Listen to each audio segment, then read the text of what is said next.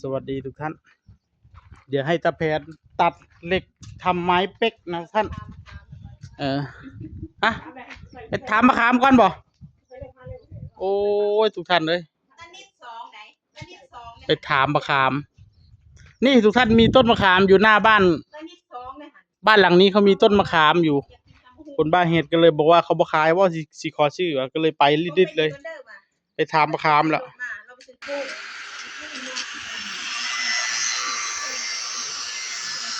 นะให้ตะแผนตัด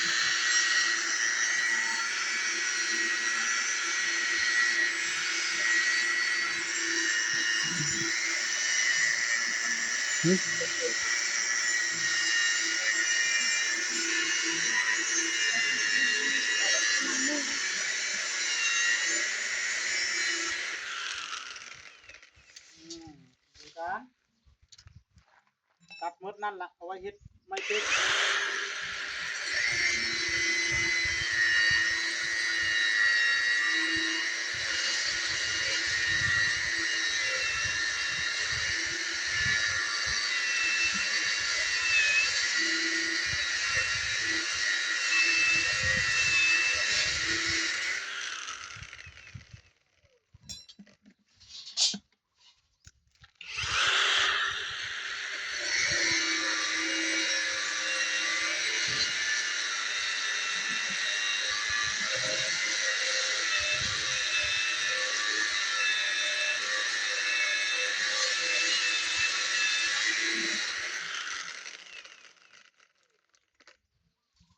ปวดร้ายเนาะ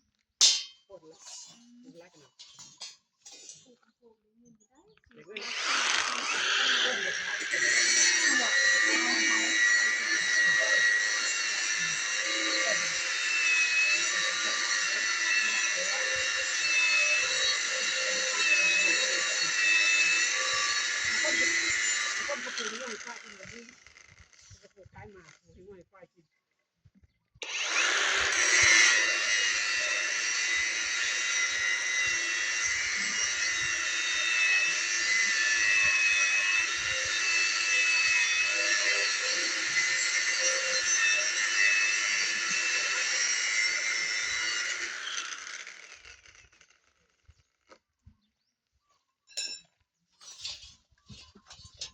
นี่นะท่านก็ให้เพิ่นตัดนะมาถึงตอนเช้าเพิ่นก็เตรียมกาแฟน้ำน้ำแข็งเอาไว้รอแล้วท่านนี่ล้างถ้วยล้างชามไว้รอนี่อันนี้เราไม่ได้ซื้อนะน้ำแข็งวันนี้นะแกเป็นคนซื้อแล้วก็พี่สาวพี่ชายเพิ่นให้ไปเอาเงินนะเตรียมเอาไว้รอทีมงานนะครับในห้องห้องน้ำนะน้ำเนิ้มอะไรก็เต็มนะท่านเตรียมไว้ดีมากมันต้องแบบนี้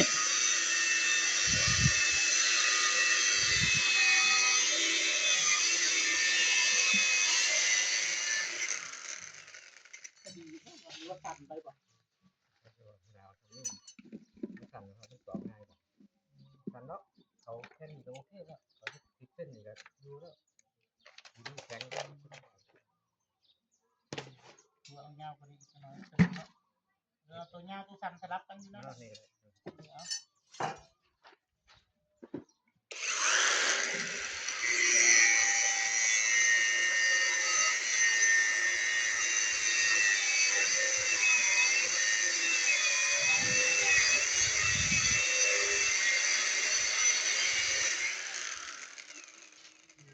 แม่นอยู่บ่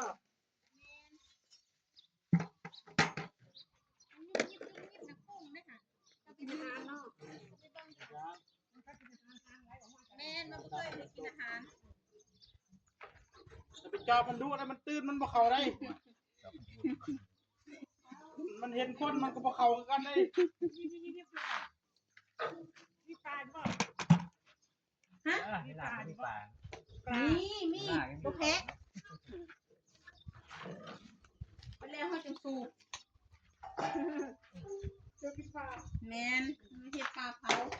ปลากินกระปูกาแฟมีปูเล็กบ่ปูเล็กเฮ็ดหยังไม่ทราบเจ้าน่ะ ปูกระปูนี่นี่ นี่ยังยี่สันกระปูอ๋อคือ ปูดิผมหูจัก เป็นแบบไหน ไหนนั่นปูดิ มันปูหน้าได้ ปูเล็ก ปูเล็ก เล็กนะ เออ เห็นปูเล็กผม มั หู น จัก จักค่ะ ลองตอกบนกองเขาอยู่บนนอกดินโอ้ยอดออกเลย เมนมัน โอ้เขายุก โอเคสุดท้าย โอเคได้กัน การ อืม เข้าหัวจบ ในการเขายุกเป็นปัญหาดินมันแข็งพี่น้องเอ้ยบ้านตะแพนนี่พ่อแม่นถมดินไว้จะโดนแล้วบอกจักปีแล้วนี่ โอ้แดนว่าทั้งมีเฮียนหลังนี่เนาะ ตั้งแต่บ่ทันมีเฮือนหลังนี้เกินหรือยัง20 ปี พูดแล้วผมมา40 ปี 40 ปี 20 ปีถมดินมองเฮ็ดเฮือนนี่เพราะฉะนั้นคือสิปูนบ่แตกดอกเนาะ โอ้แล้วพลาด เนื้อชาติพี่น้องเอ้ยปูน จบเป็นลาบครั้งนี้มันยิงแข็ง บอก แต่ผมเที่ยยังไม่ได้ใส่อย่างนี้เลยยังไม่แตก แสดงว่ามันดินมันอยู่โตคักแล้วมันบ่ยุบแล้ว มันก็เลยบ่เป็นหยัง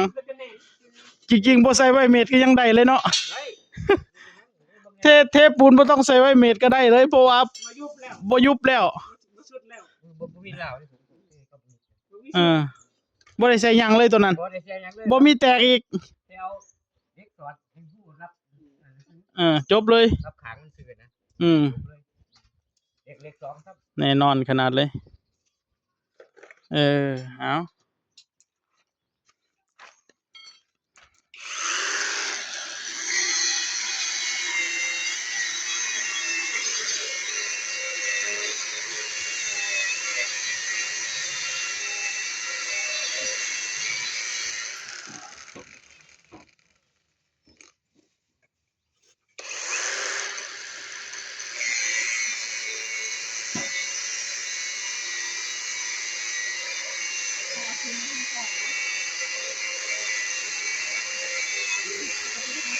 มือเครื่องของเขามาใส่มะขามไปส่งเขาถึงเขาบอกเต็มทุ่งหรือว่าโลนึง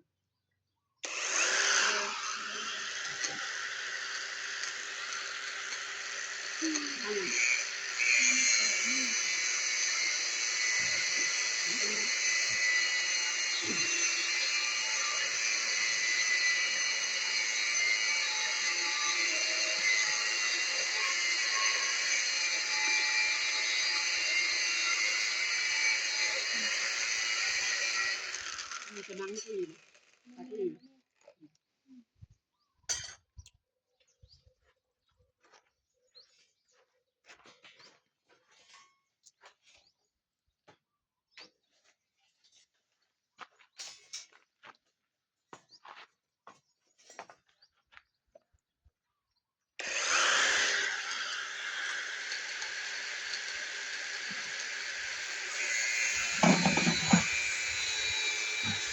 มันเป็นเชื้อถึงกับสภาพหน้าเชื้อมือ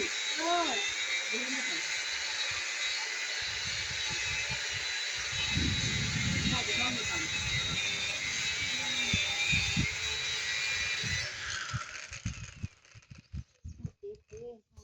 หลักเลย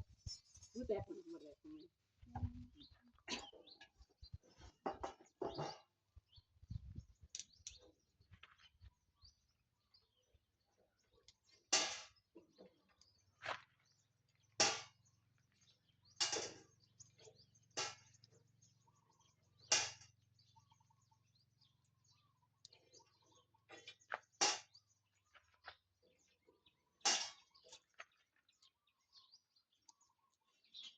แต่เขาล้างวันเขาล้างแล้ววันล้างเราไปดูเนาะดูการนี่ดูการ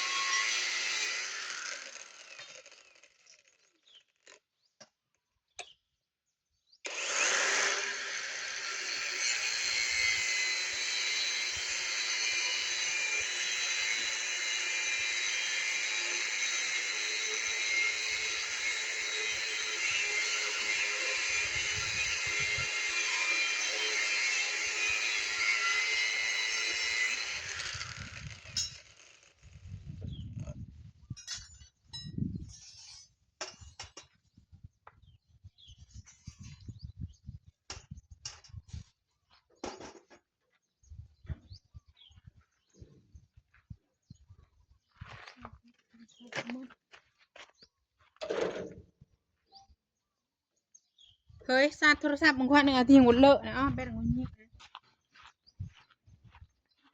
เด้สั่งนี่เด้มันสั่งให้มันนี่ ก้อนนี้เด้ฉันมีข้าวไฟพรุ่